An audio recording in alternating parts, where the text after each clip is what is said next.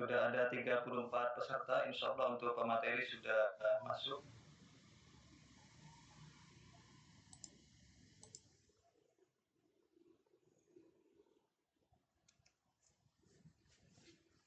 Mohon maaf, Bapak bisa didengar untuk suara saya? Oke, bisa, Ustaz. Bisa.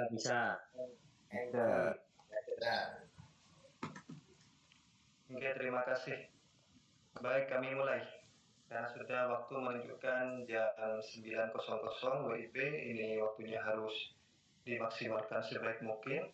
Kajian kita sekitar 60 menitan. Untuk teman-teman yang belum masuk Zoom, untuk bisa diinformasikan.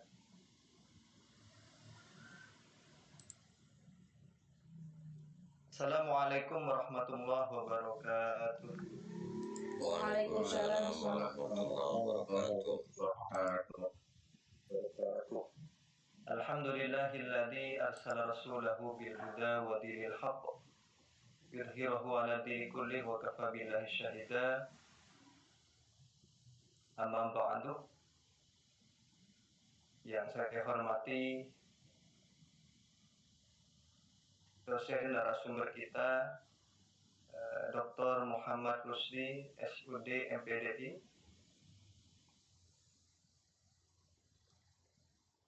dan kepada seluruh pemateri pada pagi hari ini, insya Allah hadir yaitu Ustadz Abdul Rozi HS SPD, Ustadzah Diah Faizah Yuansari SPD, Ustadz Fathur Rozi SPD, dan Ustadz Husni SPD.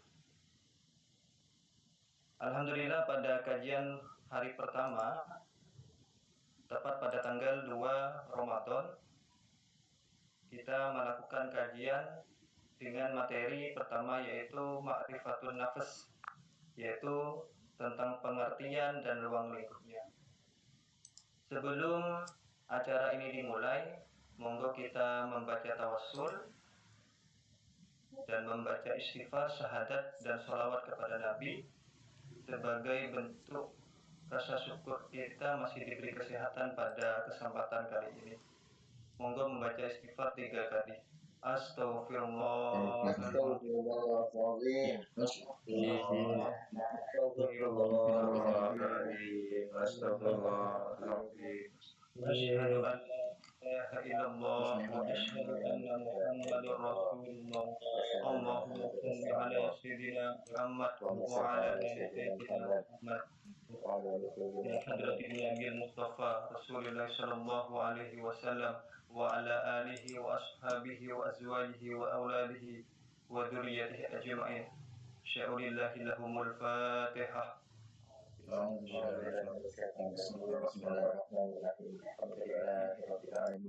Ar-Rahmanir-Rahim, Maliki yaumiddin, iyyaka na'budu wa iyyaka nasta'in, ihdinas siratal mustaqim, siratal ladzina an'amta 'alaihim ghairil maghdubi 'alaihim waladdallin. الأنبياء والشهداء والصالحين والصحابة والتابعين والعلماء العاملين والمصنفين المخلصين وجميع الملائكة المقربين خصوصا سيدنا الشيخ عبد القادر الجيلاني. شاء لهم الفاتحة. أعوذ بالله من الشيطان الرجيم. بسم الله الرحمن الرحيم. الحمد لله رب العالمين الرحمن Alhamdulillahirabbil alamin maliki yaumiddin. إياك نعبد وإياك نستعين اهدنا الصراط المستقيم صراط الذين أنعمت عليهم khususan ila mu'asir wa mudrisi wa muallimihi wa jami'il masyayikh fi ta'sih jami'at Kiai Haji Ahmad Muzaki Syah wa kulli man lahu fadlun fi qiyamin hadzal majlis al mubarak. Sya'ulillahi lahumul Fatihah. أعوذ بالله من الشيطان الرجيم. بسم الله الرحمن الرحيم. الحمد لله رب العالمين Alhamdulillahirabbil alamin arrahmanir rahim maliki yaumiddin. نستعين اهدنا الصراط المستقيم صراط الذين غير المغضوب عليهم ولا الضالين. Untuk membaca doa sebelum pembelajaran.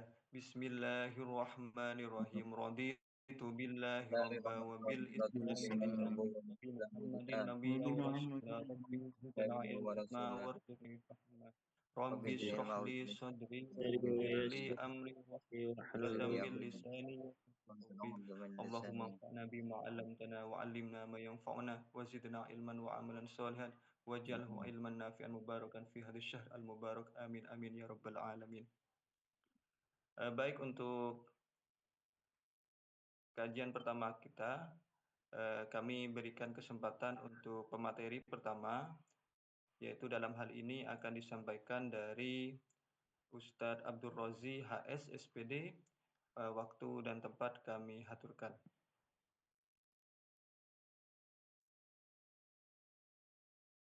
Baik, Assalamualaikum warahmatullahi wabarakatuh. Waalaikumsalam warahmatullahi wabarakatuh. Alhamdulillahirabbil alamin wassalatu wassalamu ala asrofil anbiya'i wal mursalin sayyidina Muhammadin wa ala alihi washabbihi ajmain, amma ba'du. Yang terhormat, yang dihormati Bapak Kapolri dan juga sahabat-sahabat sekalian, dalam hal ini kita akan membahas tentang mengenal diri. Sebagaimana ada sebuah ungkapan atau hadis, man arafa nafsahu faqad arafa rabbah. Walaupun kedudukan hadis itu masih diperselisihkan, baik ada yang mengatakan tidak sabit, bahkan ada yang mengatakan maudhu, bahkan ada yang mengatakan itu adalah perkataan dari Yahya bin Mu'ad Ar-Razi. Oleh karena itu, di dalam masalah mengenal diri, walaupun secara hadis itu masih diperselisihkan, namun secara makna ulama ahli tasawuf banyak mengamalkan tentang hadis tersebut. Adapun dasar teologi, dalam Al-Quran telah disebutkan dalam surat Az-Zariyat ayat 56.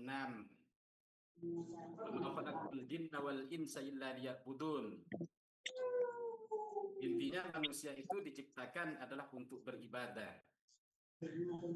yang mana ibadah itu membutuhkan kepada makrifat, itu mengenal Allah. Sebagai mana syarat ma'rifatullah itu disyaratkan untuk mengenal diri sendiri. Hal itu sebagaimana yang diungkapkan oleh Imam Al-Ghazali dalam kitab Kimia Sa'adah, anna miftahu ma'rifatillahi ta'ala wa ma'rifatun nafsi. Jadi mengenal diri dulu baru mengenal Allah. Yang mana prinsip secara fikih bahwa kewajiban pertama orang-orang mukallaf adalah mengenal Allah. Yang mana tingkatan makrifat itu sesuai dengan kondisi, yaitu baik secara usia ataupun kapasitas keilmuan. Kemudian di dalam unsur-unsur pokok ma'rifatun nafsi itu ada al-qulub, al-qalbu, ada al-aqlu, ada an-nafsu, ada ruh, syahwat, ada ghadab. Sehingga di situ secara ringkas itu ada fitrah ilahi atau fitrah ilahiyah, ada fitrah insaniyah, dan ada fitrah awaniyah. Dalam hal itu ada rasa, cipta, dan kersa. Sehingga al-qalbu merupakan pusat pengendali dari segala unsur yang ada. Sehingga perilaku karakter manusia itu terbentuk lewat unsur-unsur tersebut. Kemudian kesatuan unsur menurut Imam Ghazali dalam Ihya-nya, bahwasanya ada empat unsur, yaitu al-qalbu, ada an-nafsu, ada ruh, al-aqlu. Yang mana dari gabungan kesatuan tersebut terbentuk atau dikenal dengan hakikat atau jati diri manusia. Walaupun berbeda-beda nama, baik qalbu, nafsu, ruh, akal, berbeda nama ataupun fungsi, tapi kesatuannya semua itu adalah termasuk hakikat daripada manusia atau jati diri manusia. Kemudian mengenai hakikat atau tingkatan daripada nafsu, itu banyak sekali. Ada nafsu ammarah, ada nafsu lawamah, ada nafsu mulhamah, ada nafsu mutmainnah, ada nafsu radiyah, ada nafsu mardiyah, dan kamilah. Walaupun banyak di literatur menyebutkan yang pokok-pokok seperti nafsul ammarah ataupun nafsul mutmainnah ataupun nafsul lawamah yang dilakukan atau yang dijadikan dasar di dalam pembahasan nafsu. Kemudian di dalam aplikasi atau implikasi pendidikan Islam, bahwasanya ma'rifatun nafsu atau ma'rifatun nafsi membentuk insan abid, yaitu manusia yang ahli ibadah kepada Allah, membentuk akhlak mulia, menyandarkan relasi al-qalb, akal, nafas, ataupun emosi. Sehingga intisari daripada pendidikan Islam, yaitu berwujud dari diri, yaitu pengenalan diri, makrifat kepada Allah. Kemudian karena keterbatasan waktu, saya simpulkan bahwasanya mengenal Allah tidak mungkin tanpa mengenal diri. Sehingga makrifat, yaitu ilmu melalui proses dan jalan spiritual, dan qalbu atau hati merupakan pusat pengendalinya. Sehingga di dalam ma'rifatun nafsi adalah sebuah dimulai dari ma'rifatun nafsi menuju ma'rifatul Rabb, sehingga menjadi insan abid atau manusia yang ahli ibadah. Baik Bapak Abdul Rozi, saya waktu sampaikan. sangat Assalamualaikum warahmatullahi perlu wabarakatuh. dimanfaatkan. Terima kasih. Waalaikumsalam warahmatullahi Waalaikumsalam warahmatullahi wabarakatuh. Terima kasih penyampaian pertama dari Bapak Abdul Rozi. Dilanjutkan untuk pemateri kedua dari Mbak Ustadz Husni SPD. Kepada beliau kami haturkan. Bismillahirrahmanirrahim. Assalamualaikum warahmatullahi wabarakatuh. Waalaikumsalam warahmatullahi wabarakatuh. Alhamdulillahirabbil alamin wassalatu wassalamu ala asyrofil anbiya wal mursalin sayyidina Muhammadin wa ala alihi wa sahbihi ajma'in, amma ba'du. Yang kami hormati dan kami takdimi Bapak narasumber Dr. Muhammad Lutfi, SUD MPDI, beserta pemateri yang lain. Ada 4 pemateri sekarang ini ya, dan juga segenap teman-teman baik dari kelas 3A ataupun kelas 3 semester 3 ya, kelas 3A dan berapa ini, saya kurang paham ini ya, kumpulan.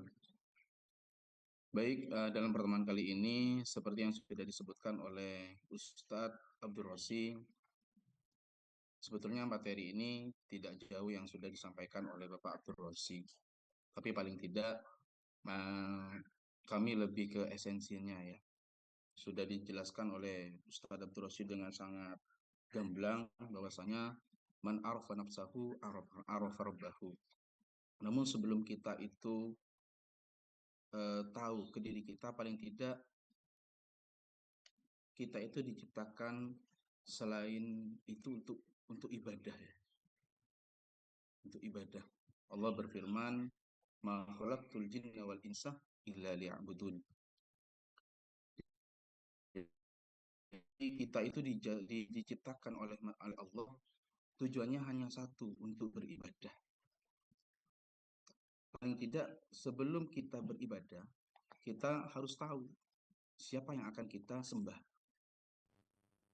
Jika kita ingin tahu siapa yang akan kita sembah, ya mungkin yang sudah disebutkan oleh Ustadz Abdul Rozi, man arafa rabbahu arafa, man arafa nafsahu arafa rabbahu, kan seperti itu. Jadi siapa yang tahu diri, dia akan tahu kepada Tuhannya. Ada dialog di surat Al-Baqarah ayat ke-30 itu, Allah berfirman, wa idh qala rabbuka lil malaikati inni ja'ilun fil ardi khalifah qalu ataj'alu fiha may yufsidu fiha wa yasfiku dima wa nahnu nusabbihu bihamdika wa nuqaddisu lak qala inni a'lamu ma la ta'lamun. Saya sedikit melenceng sedikit dari pembahasan ini. Insya Allah kalau materi ini sudah disampaikan oleh Pak Abdul Rosid sudah sangat jelas ya. Namun kita harus tahu kita itu dijustis oleh malaikat. Di situ Allah berfirman, "Inni ja'ilun fil ardi khalifah." Wahai malaikat, aku akan menciptakan khalifah di bumi. Tapi apa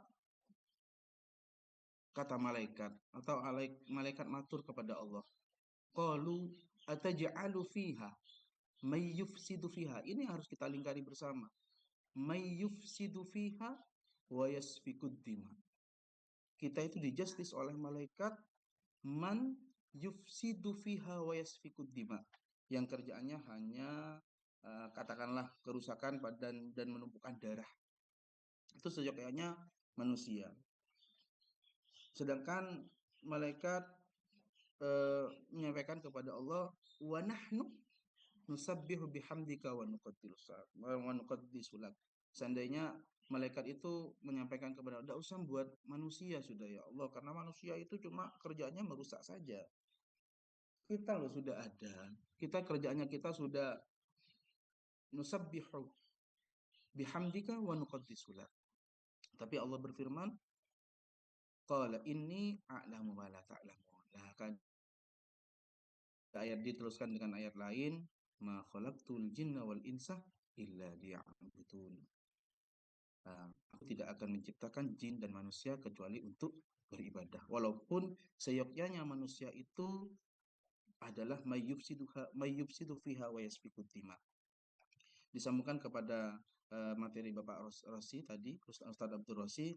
Jadi manusia itu banyak komponen. Manusia itu banyak komponen yang salah satunya sudah disebutkan, ada ruh, ada qalb, ada akal dan lain sebagainya. Untuk mengetahui itu, kita itu harus tahu diri kita sendiri. Tujuan kita diciptakan untuk beribadah dan bagaimana kita beribadah kepada Allah. Sedangkan diri kita itu dijustis oleh malaikat bahwasannya manusia itu mayyufsidu fiha wa yasfiku dima. Intinya bagaimana caranya jika ingin manusia itu ingin tahu kepada Tuhannya, kita keluar dari justisan malaikat mayyufsidu fiha wa yasfiku dima. Dengan cara kita mengetahui man arafa nafsahu arafa rabbahu. Bagaimana kita tahu diri kita sendiri? Di situ diri kita sudah disebutkan oleh Ustaz Abdul Rosi, ada qalb dan lain sebagainya. Mungkin itu yang bisa kami sampaikan, kurang lebihnya wallahul muwaffiq ila aqwamit thoriq. Wassalamualaikum warahmatullahi wabarakatuh. Waalaikumsalam warahmatullahi wabarakatuh. Terima kasih kepada Ustadz Husni SPD yang telah menyampaikan tentang Ma'rifatun Nafas. Terus untuk pemateri ketiga akan disampaikan oleh Ustadzah Diyah Faizah Yuwanasari SPD. Monggo Ustadzah. Baik, terima kasih atas waktunya. Apa suara saya terdengar? Terdengar, Mbak, tapi kalau bisa lebih anu Ustadzah, lebih dekat lagi.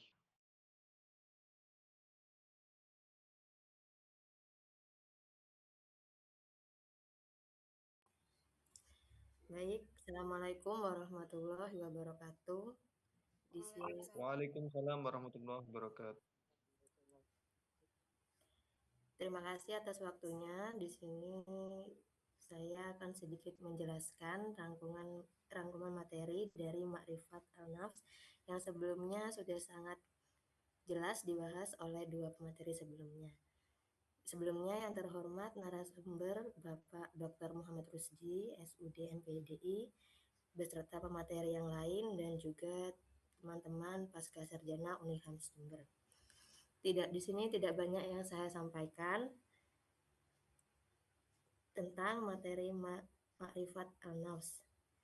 Secara etimologi sendiri, Ma'rifat Al-Nafs merupakan susunan idhofah yang terdiri dari kata ma'rifat yang berarti pengenalan mendalam dan al-nafs yang merujuk pada jiwa atau diri. Dalam kajian ontologi, nafs dipandang sebagai substansi sederhana atau jauhar yang bersifat non-materi namun memiliki pengaruh besar terhadap jasad manusia.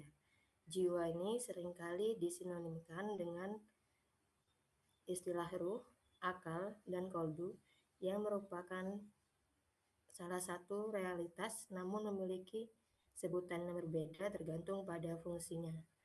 Pengenalan terhadap diri sendiri ini sangat krusial karena jiwa adalah elemen yang paling dekat dengan manusia, namun seringkali paling sulit dipahami hakikatnya.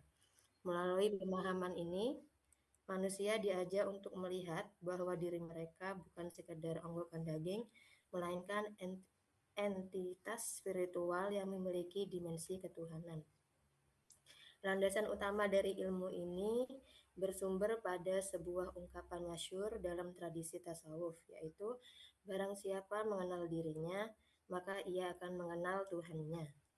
Meskipun status periwayatan kalimat ini masih sering didiskusikan oleh para ulama, maknanya telah menjadi pijakan penting dalam metodologi spiritual Islam. Mengenal diri dianggap sebagai satu-satunya jalan yang paling efektif dan efisien untuk mencapai pengenalan terhadap Allah Subhanahu wa Ta'ala. Hal ini dikarenakan jiwa manusia memiliki karakteristik yang tidak bisa diindra, namun keberadaannya dapat dirasa melalui tindakan dan kehendak. Dengan menyadari keterbatasan dan sifat kefanaan yang ada pada diri, manusia secara logis akan sampai pada kesadaran akan eksistensi Tuhan yang maha sempurna dan kekal. Manusia sering dianggap sebagai miniatur alam semesta yang menciptakan seluruh rahasia penciptakan. Segala sesuatu yang ada di jagat raya ini, mulai dari keteraturan hingga keindahan, memiliki cerminan atau analogi di dalam jiwa manusia itu sendiri.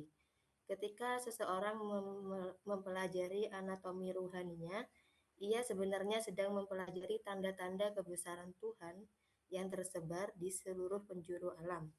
Jiwa manusia memiliki kemampuan unik untuk melampaui batas-batas materi dan ruang yang memungkinkan untuk terhubung dengan realitas yang lebih tinggi. Pemahaman ini bertujuan agar manusia tidak lagi merasa asing terhadap dirinya sendiri maupun terhadap penciptanya.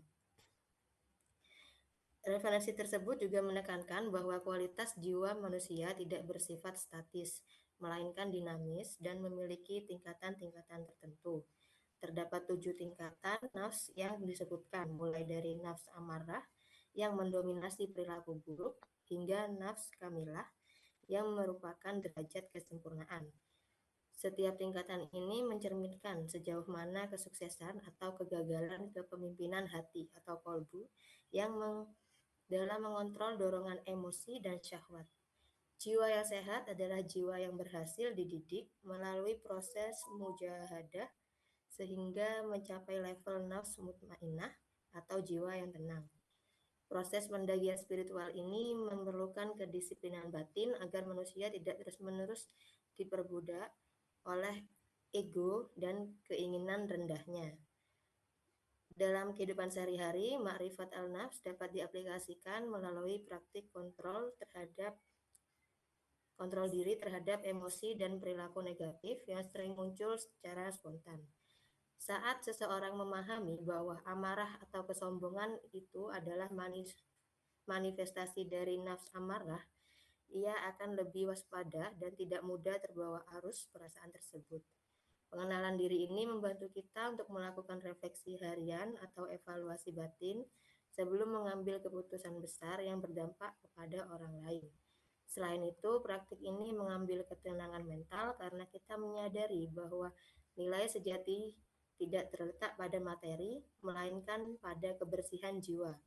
Dengan demikian, setiap aktivitas sehari-hari, bahkan yang paling sederhana sekalipun, dapat menjadi sarana untuk mendekatkan diri kepada Allah.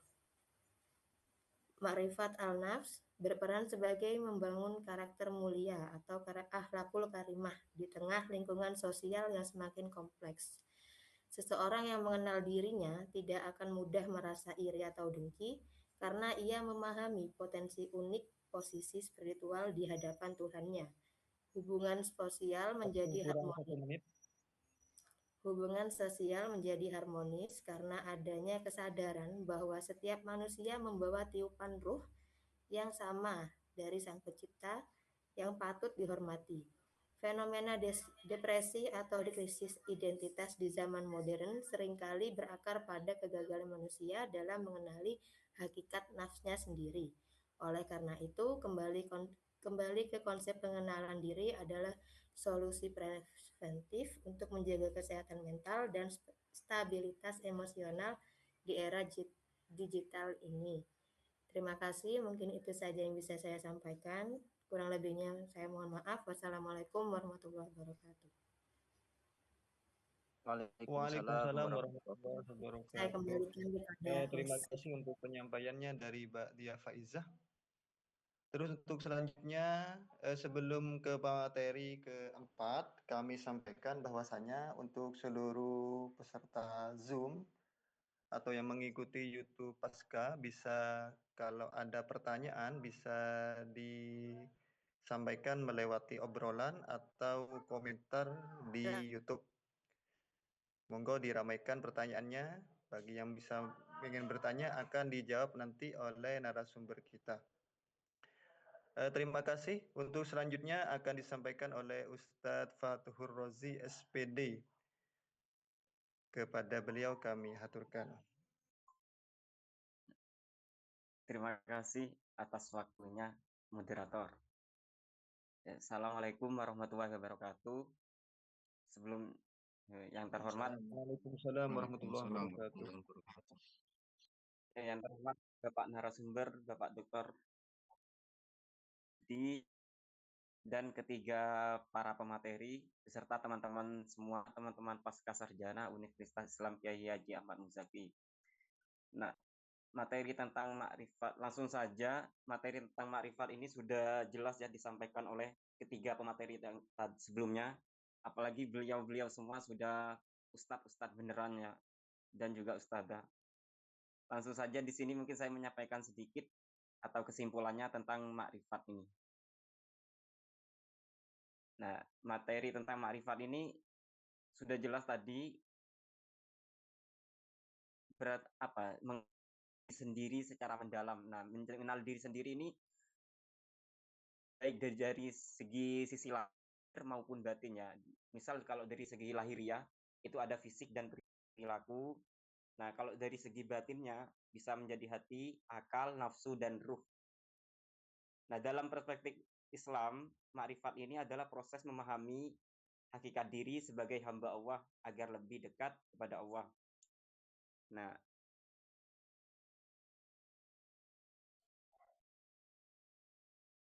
pengertian kesadaran diri ini mengetahui potensi.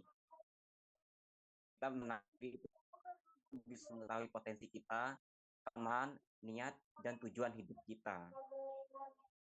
Nah, membersihkan hati ini dari pemberian jiwa, membersihkan hati dari buruk.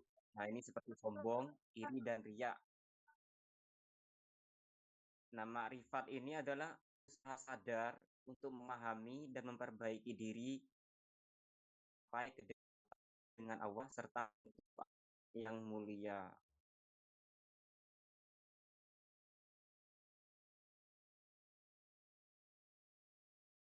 Nah, dalam perspektif Islam, mengenal diri adalah jalan untuk mengenal Allah atau ma'rifatullah. Ungkapan hikmah yang terkenal. Nah, ini ada beberapa. Yang pertama, man arafah.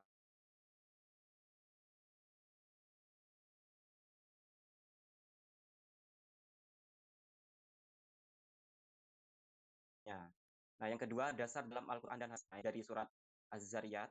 Dan pada dirimu sendiri, apakah kamu tidak memperhatikan? Nah, yang kedua ini ada juga dari Quran surat Al-Hajj, larangan menjadi orang yang lupa kepada Allah sehingga lupa pada dirinya sendiri. Nah, ini menunjukkan pentingnya refleksi dan kesadaran diri kita. Nah, sifat ini yang pertama itu menyadari hakikat manusia sebagai makhluk lemah dan bergantung kepada Allah. Nah, membersihkan jiwa mengendalikan hawa nafsu, membentuk akhlak mulia, menahan diri kepada Allah. Nah, unsur-unsur dari makrifat ini yang pertama itu ada jasad, nafas, dorongan atau keinginan bisa baik atau buruk. Yang kedua itu ada kolbu hati, pusat kesadaran spiritual. Yang ketiga akal, kemampuan berpikir dan membedakan benar atau salah. Yang terakhir ini ada ruh, unsur yang memberi kehidupan. Langsung kesimpulan, Ma'rifat al-Naf ini adalah proses mengenal dan memahami diri secara lahir dan batin untuk membersihkan jiwa serta mendekatkan diri kepada Allah. Dengan mengenal diri, manusia akan sadar akan kelemahannya, memperbaiki akhlaknya, dan mencapai ketenangan jiwa atau nafsu itu. Mungkin sampaikan, kurang lebihnya mohon maaf. Assalamualaikum warahmatullahi wabarakatuh. Waalaikumsalam warahmatullahi wabarakatuh. Terima kasih kepada pemateri terakhir, Ustadz Husni SPD, dan kepada seluruh Bapak Fathur Razi SPD dan seluruh pemateri yang telah menyampaikan beberapa pengertian dari Ma'rifat al-Nafs, baik secara pengertian Ma'rifat al-Nafs sendiri.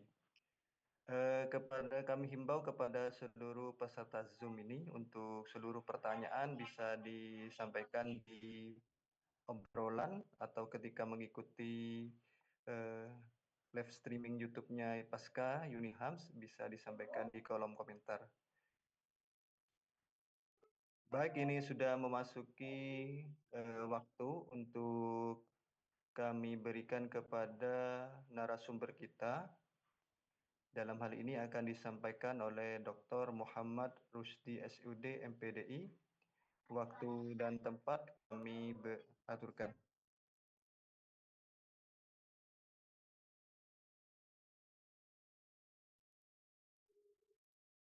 Bismillahirrahmanirrahim. Alhamdulillah wassalatu wassalamu ala Rasulillah wala haula wala quwwata illa billah. Ma'bad. Terima kasih atas pemaparannya dan atas waktunya seluruh mahasiswa mahasiswi pasca sarjana Unihams dan beserta alumni dan pemirsa yang mengikuti.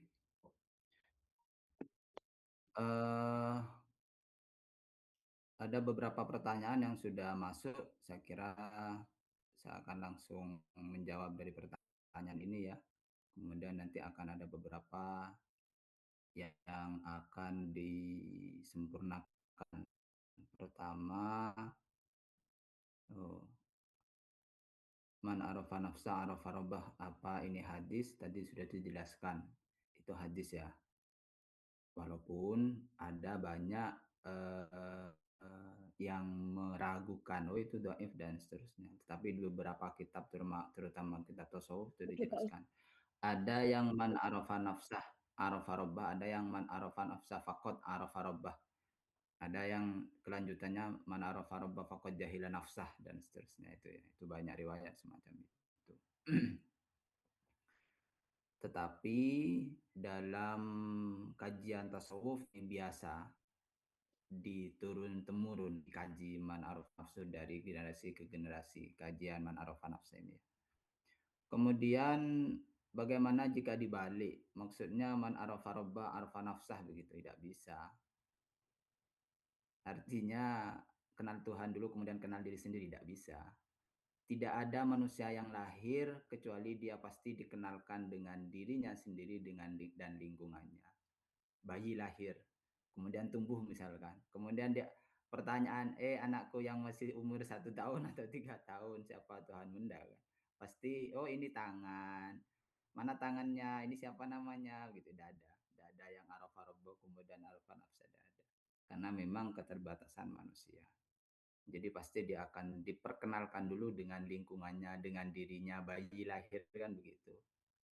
Kemudian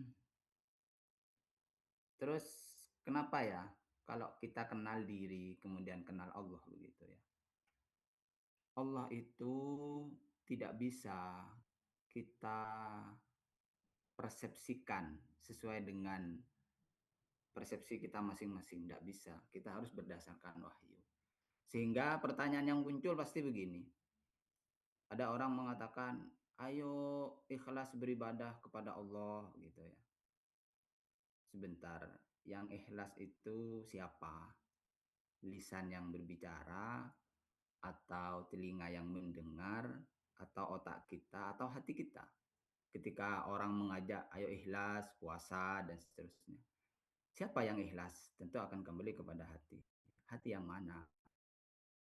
Orang juga seringkali menyampaikan, tenanglah, ada Allah gitu ya. Allah mengatur semuanya. Mana yang kau maksud gitu ya? Artinya pertanyaan-pertanyaan ini kan mendasar. Kita sholat itu harus menghadap Allah. Ya Allah, mana yang kau maksud gitu. Kemudian ada juga, oh ini semua sudah kehendak Allah begitu kan ya. Jadi tenang saja. Loh, yang bukan kehendak Allah itu mana begitu? Mana ada yang bukan kehendak Allah? Kok kemudian kehendak Allah itu dijadikan apa ya? Dijadikan pembenaran atau apa begitu ya? Yang tidak kehendak Allah itu yang mana? Wong semua kehendak. Nah, berangkat dari sinilah kemudian seseorang itu harus mengenal diri dulu. Sehingga Imam Al-Ghazali uzlah, salah satunya adalah ketika beliau di zaman filsafat sangat maju, maka kemudian ada pertanyaan-pertanyaan, bisakah mengenal Allah itu dengan otak, dengan ilmu, dan seterusnya. Maka syak dalam diri Imam Al-Ghazali, kemudian beliau uzlah selama beberapa tahun dan menghasilkan kitab Ihya Ulumuddin, menjawab bahwa khususiyah qalb kita yang bisa mengenal Allah begitu. Tidak bisa dengan otak, tidak bisa dengan ilmu. Tapi hati kita yang luar biasa ini yang bisa mengenal Allah. Sehingga kemudian kita harus tahu diri ini bagaimana. Sehingga kemudian araf-araf tadi. Nanti tema ini akan spesifik dibahas ya di pertemuan berikutnya. Ada tema tentang mengenal Allah dengan ma'rifatun nafs. Pertanyaan berikutnya, banyak pemahaman di masyarakat mengartikan ma'rifat adalah orang yang bisa atau mahir tentang hal-hal klinik seperti bisa mengetahui si khodam yang ada dalam suatu benda. Pertanyaannya, apakah hal tersebut bisa dikatakan ma'rifat jika kata ma'rifat diartikan mengetahui? Tidak. Orang awam berbeda dengan kaum terpelajar, kaum mahasiswa, kaum akademik, tidak ya. Sama dengan wali. Masyarakat kita menganggap wali ketika dia punya karomah luar biasa, ketika punya khariqul adah, ketika punya hal yang di luar jangkauan akal gitu, hebat lah. Bisa menyembuhkan, bisa menghilang, atau bisa menggandakan uang atau apa sudah dikatakan wali. Padahal wali di dalam kitab klasik kita, perspektif keislaman, perspektif tasawuf, bukan karena khariqul adah, tapi wali yang benar-benar mampu berakhlak seperti Rasulullah, hatinya seperti Rasulullah, istiqomah seperti Rasulullah, itu wali.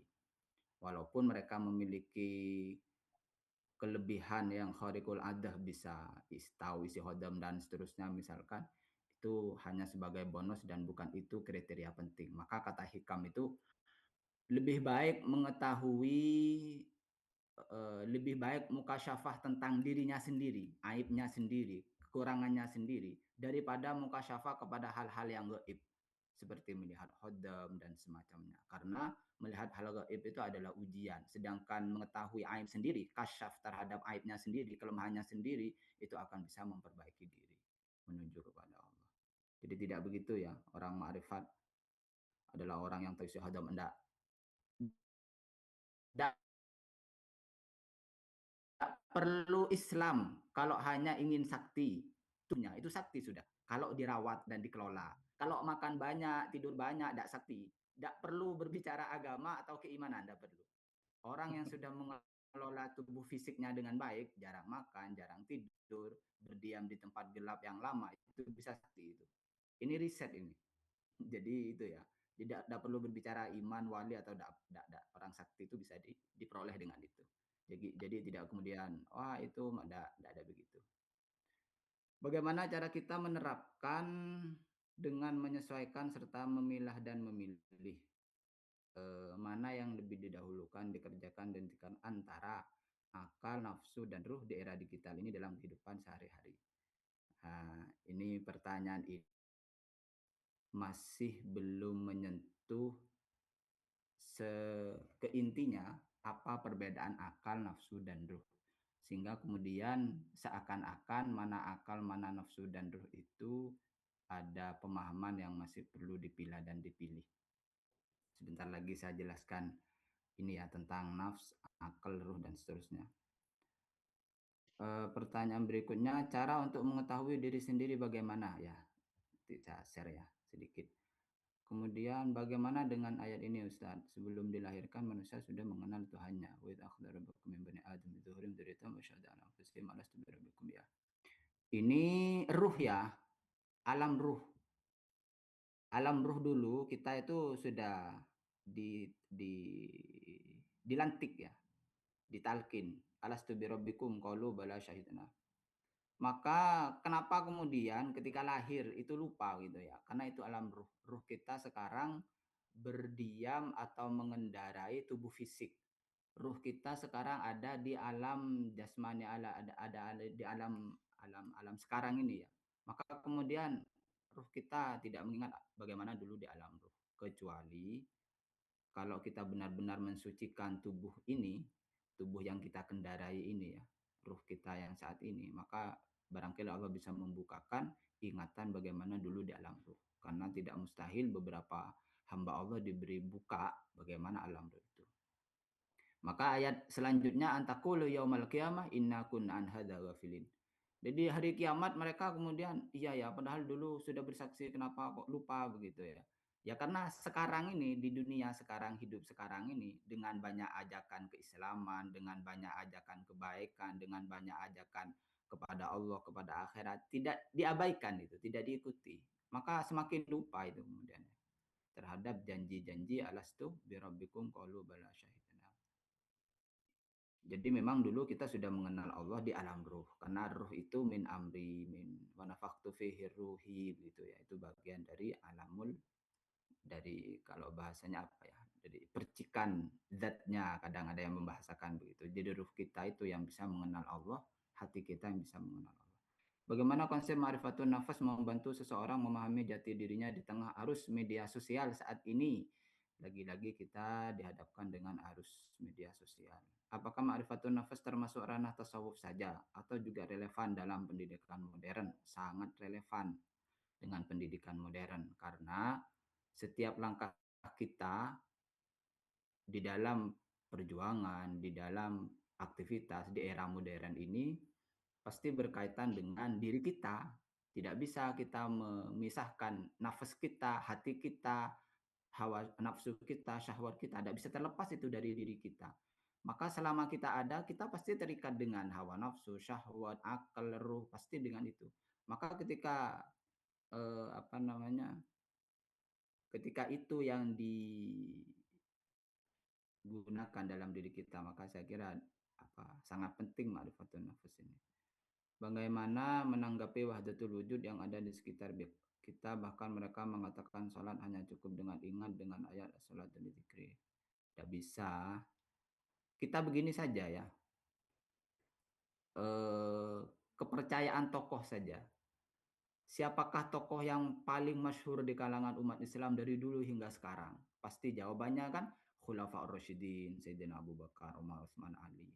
Kemudian para wali misalkan Syekh Abdul Qadir Al-Jailani, misalkan tokoh Madzhabul Arba'ah Imam Syafi'i, Imam Hanafi, Imam Malik dan seterusnya. Ada Imam Al-Ghazali tokoh tasawuf.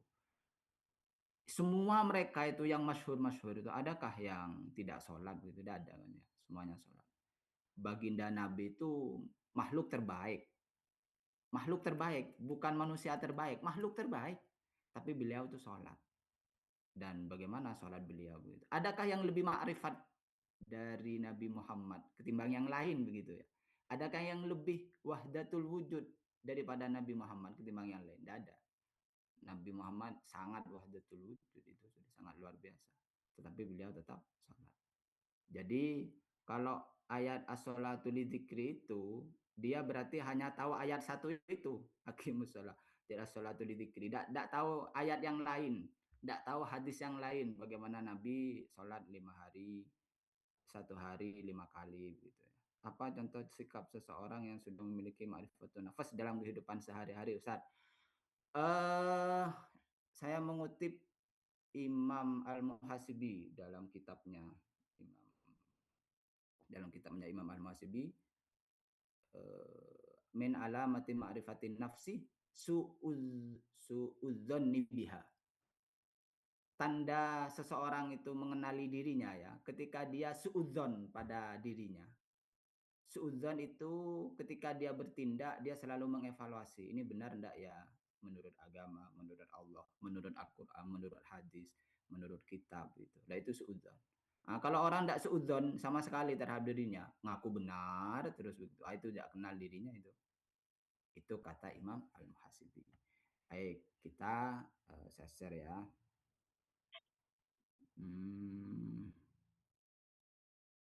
Ini yang bertanya bagaimana cara mengenal dan kita siapa begitu ya. Terlihat ya? Terlihat di layar? Terlihat Ustaz. Terlihat Ustaz. Ini kajian ini masih panjang ya. Artinya saya mengira pertemuan pertama ini tidak mampu menyingkap seluruh tentang jati diri kita. Maka kata kunci hari ini adalah ma'rifatun nafs, kenali jati diri. Jadi ma'rifatun nafs itu kenali jati diri. Dengan ma'rifatun nafs ini kita mengenal jati diri. Itu ya, itu hari ini kenali jati diri. Kita bicara hakikatul insan, jati diri kita. Di dalam literatur kitab-kitab tasawuf, kata ini sering kali kita jumpai. Ada qalb, ruh, ada akal, ada nafas. Ini satu kesatuan ya. Ini satu kesatuan, namun dengan penyebutan yang berbeda sesuai dengan jobnya yang berbeda. Jadi kalau kita dengan semua ada yang sebagai mahasiswa pasca, sekaligus sebagai kepala keluarga, sekaligus sebagai guru gitu ya, dan seterusnya. Nah, sama juga dengan hakikatul insan, jati diri kita. Jadi jati diri kita ini ya satu, tetapi penyebutannya banyak. Kadang disebut dengan qalb, kadang disebut dengan ruh, kadang disebut dengan akal, kadang disebut dengan nafas. Kenapa disebut dengan qalb? Karena berubah-ubah kita. Kadang baik, kadang kurang baik, kadang tidak baik, dan seterusnya. Kenapa disebut ruh ini? Ruh ini yang kita setelah nanti meninggal, ruh ini yang akan dicabut gitu ya. Apa bukan dicabut sebenarnya? Pindah tempat dari alam yang menunggangi tubuh fisik ini ke alam barzah, itu ruh ya. Jadi apakah itu juga bagian dari qalb yang pindah? Iya sama. Ini satu ini satu. Hanya penyebutan beda karena beda tugas, begitulah kira-kira. Akal karena dia juga berpikir, dia juga menimbang, dia juga ada ilmu di dalam, mengetahui dan seterusnya. Akal. Sehingga ada orang mati, mereka tahu kepada anaknya begitu ya. Oh ini anak saya. Lalu kenapa tetap tahu padahal sudah tubuhnya hilang, ada di dunia, kok masih tahu ruhnya? Ya karena satu kesatuan ini dia ada akalnya. Kemudian nafas, kenapa disebut nafas? Karena dia kadang nafsul amarah jadi jelek, dia kadang nafsul lawamah, dia kadang nafsul mutmainnah tenang begitu, itu nafas. Ini jati diri kita yang sesungguhnya. Maka tubuh fisik ini bukan jati diri kita. Fisik kita ini, tubuh fisik ini ya, yang lengkap dengan panca indera, ada mulut, ada tubuh. Ini bukan jati diri kita, ini akan ditinggal oleh kita. Tubuh ini akan kita tinggal, ini hanya dipergunakan, akan dimanfaatkan saja oleh kita supaya kita itu beribadah di alam ini. Jadi ini tubuh fisik ini hanya tempat saja untuk beribadah kepada Allah. Maka jangan terlalu banyak mempergunakan fisik ini ya. Maksudnya berlebih-lebihan begitu. Makan banyak, bermake up dan banyak, berlebih-lebihan begitu ya. Kemudian merawat tubuh berlebih-lebihan. Ini ditinggal nanti. Karena jati diri kita itu adalah qalb, nafas, ruh, akal. Ini yang diri kita sesungguhnya, dan ini yang akan menghadap kepada Allah. Jadi ini yang harus kita pahami, bahwa kita ini sejatinya kita ini ya, qalb ini, ruh ini, akal ini, nafs ini sejatinya kita. Maka benar-benar ini harus dirawat. Terus yang selanjutnya ada ini sudah cara mengelola diri kita ya. Bagaimana kita mengenal diri kita ini? Maka ini dikelola dengan baik. Qalb tadi yang ada 4 namanya itu ya, ada ruh, akal, nafas ini ya. Kemudian ada syahwat dan ghadab. Ini tugasnya syahwat dan ghadab ini menjaga stabilitas tubuh jasmani supaya tidak rusak, supaya tetap bekerja dengan baik. Ini tugasnya syahwat dan ghadab. Jadi, kalau tidak ada syahwat atau tidak ada ghadab, ini bahaya ini. Apa artinya? Tubuh ini bisa jadi rusak. Seperti orang yang tidak pakai baju, apa namanya, orang gila di jalanan itu ya. Tidak jelas itu. Nah, itu ada masalah dengan syahwat dan ghadabnya begitu ya. Jadi ketika ini tidak dikelola dengan baik, maka beribadah pun tidak bisa, kemudian bisa saja berlebih-lebihan di dalam ibadah itu ya, syahwat dan ghadab. Ini dalam rangka menjaga tubuh fisik ini supaya tubuh fisik ini terjaga, karena ruh kita, hakikat kita ini bisa beribadah, hakikat diri kita yang ruh yang qalb ini bisa beribadah jika ada tubuh jasmani kita. Maka tubuh jasmani ini supaya tetap langgeng stabil, ada syahwat, ada ghadab yang sudah menjaga. Ini kalau dalam ilmu biologi dikenal dengan sistem limbik. Jadi di dalam otak itu ada sistem limbik yang itu bekerja dalam rangka menjaga tubuh fisik ini. Itu syahwat dan ghadab. Kata Imam Al-Ghazali, ini harus dijaga dan dikelola. Kemudian akal atau ilmu, nah ini juga penting. Orang itu pasti dipandu dengan ilmu dan pemahaman. Maka cara mengelola diri adalah dengan ketiganya ini. Syahwat dan ghadab dikelola, dijinakkan supaya tidak melampaui batas. Apa tanda melampaui batas? Sesuai dengan akal atau ilmu. Itu ya. Ini saya yakin masih banyak yang bingung mungkin ya tentang apa itu ma'rifatun nafas. Maka nanti di pertemuan-pertemuan berikutnya akan dijelaskan karakteristik masing-masing. Qalb itu, kita kan sekarang punya pemahaman ya, bahwa ternyata dalam diri kita itu ada qalb. Yang qalb tadi kadang disebut ruh, nafas, ruh. Yang penting itu sudah ya, hakikat diri kita qalb tadi. Terus di sisi yang lain, di dalam diri kita ternyata juga ada syahwat dan ghadab yang itu menjaga tubuh kita supaya tetap langgeng, supaya tetap stabil. Terus ada juga di dalam diri kita ada akal, yaitu ilmu. Maka ketiganya ini senantiasa berdiskusi. Misalkan ada orang tidur, ayo bangun, mau sholat gitu ya. Kata ilmunya itu, oh ayo bangun, ini sholat harus bangun. Kata syahwatnya, enggak, saya capek, tubuh saya capek baru tidur begitu. Nah itu kata syahwat. Hati ikut yang mana? Terserah. Artinya ketika hati ikut syahwat, ya sudah tidur dia. Hati itu rajanya. Kita, diri kita yang sesungguhnya, yang qalb, yang ruh tadi, itu kan hakikat diri kita. Itu yang memutuskan apakah dia ikut ilmu, apakah dia ikut syahwat atau ghadab. Kalau orang bercerita, iya ya, kadang dalam diri kita tuh banyak suara. Itu suaranya siapa ya? Lah itu suara itu saja belum tahu dia. Mau mengenal suara Allah gitu. Mau mengenal Allah, tidak bisa. Dia harus tahu dulu dirinya. Di dalam dirinya itu ada apa saja. Maka ketika orang kenal dengan qalb, oh ini falahamaha fujura wa taqwa, oh ilham ini dari malaikat, oh ini ilham ilmu. Saya pernah belajar katanya ilmu begini-begini, sehingga dia bersuara ketika mau bertindak. Oh berarti saya harus rajin misalkan. Kata syahwat, oh enggak usah dah, nanti kan anu begini. Alasan sudah, yang penting tubuh enak. Itu syahwat dan ghadab itu. Itu ciri-ciri mendasar ya. Maka dalam kajian-kajian berikutnya ini akan diperdalam lagi. Sehingga kita harus mampu merasakan ya. Artinya dipikir-pikir juga. Oh ini berarti saya ini yang bersuara. Oh ini berarti ilmu saya ini. Oh katanya tidak boleh malas, harus rajin gitu. Oh kok kok saya dituruti, oh ini syahwat nih berarti. Lah yang begini harus apa namanya ya?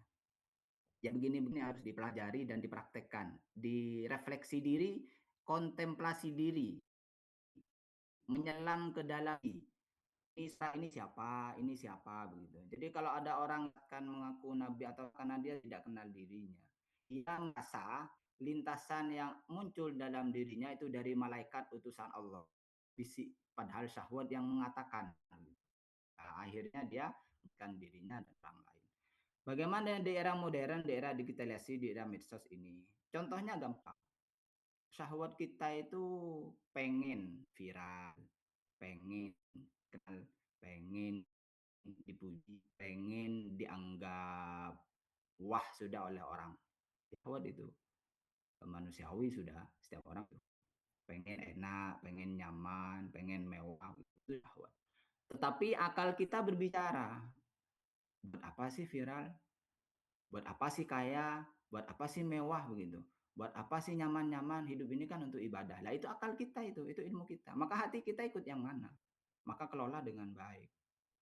Ketika misalkan ada orang mengatakan, "Oh, saya ini demi kebaikan, demi dakwah, maka saya harus kaya, nanti bisa bersedekah, saya harus begini dan seterusnya." Mau ibadah itu tidak usah menunggu apa yang kita tidak miliki. Apa yang kita miliki sudah jadikan itu ibadah. Allah tidak sulit, ad-dinu yusrun begitu ya.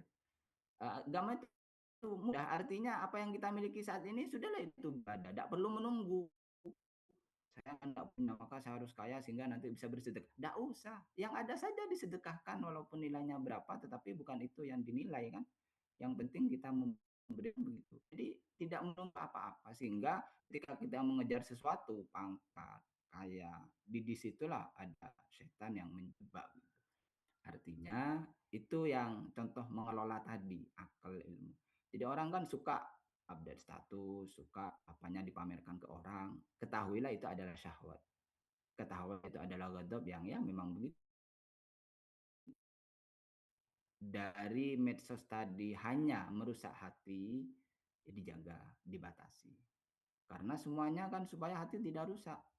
Itu hidup ya ibadah kepada Allah, bukan pamer untuk manusia. Zahir jati diri kita, lalu bagaimana cara ibadah badi kita kepada Allah, karena zahir kita akan hancur. Ibadah badi kita kepada Allah.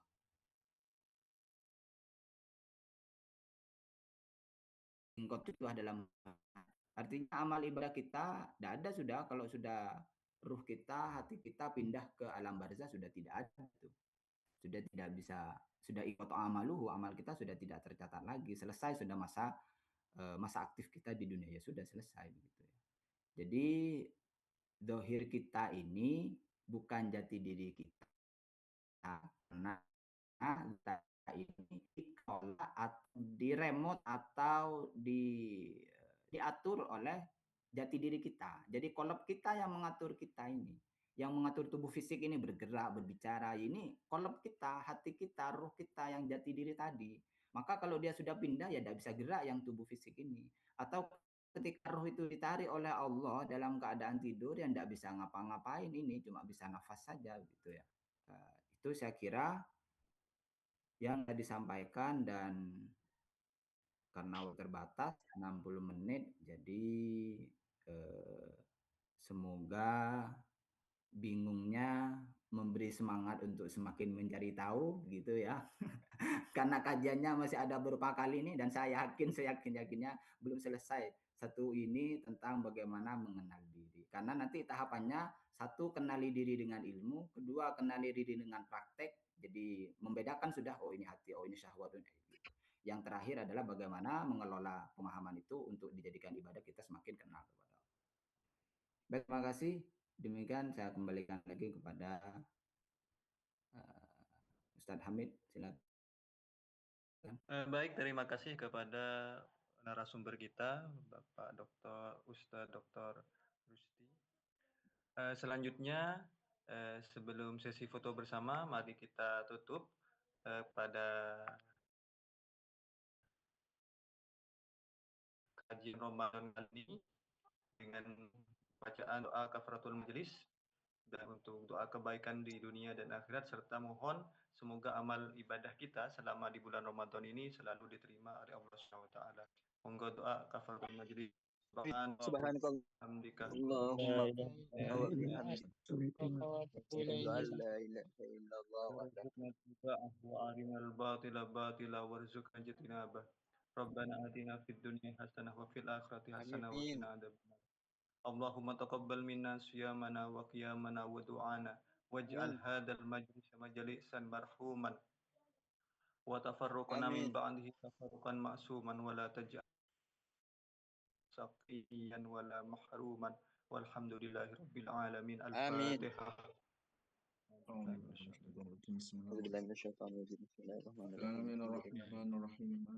Ar-Rahmanir-Rahim Maliki yaumiddin iyyaka na'budu wa iyyaka nasta'in ihdinas siratal mustaqim Terima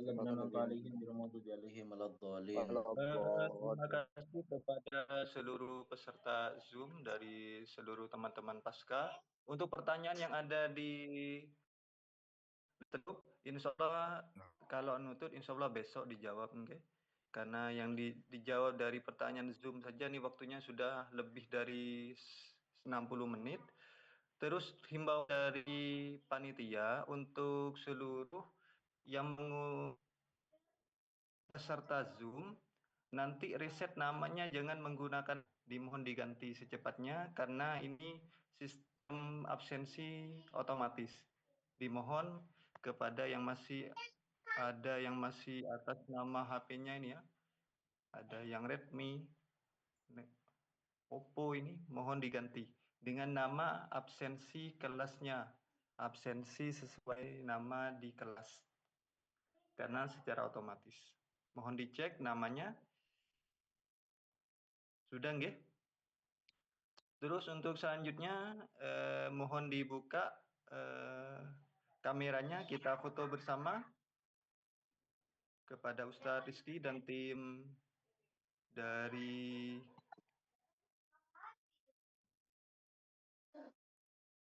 Ustadz Masdar, Ustadz Rizky, bisa diambil fotonya. Monggo dibuka kameranya semua.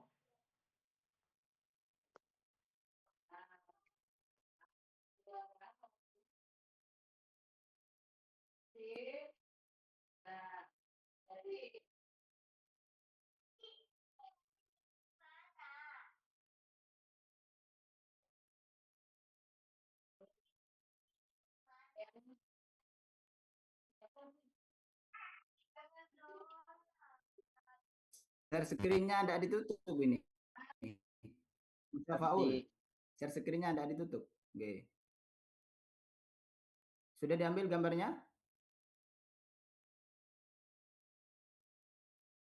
Ustadz Rizky, Ustadz Masdar, sudah? Sudah. Oh, sudah. Mas Ryan. Oke, terima kasih kepada seluruh teman-teman dari peserta Zoom kali ini.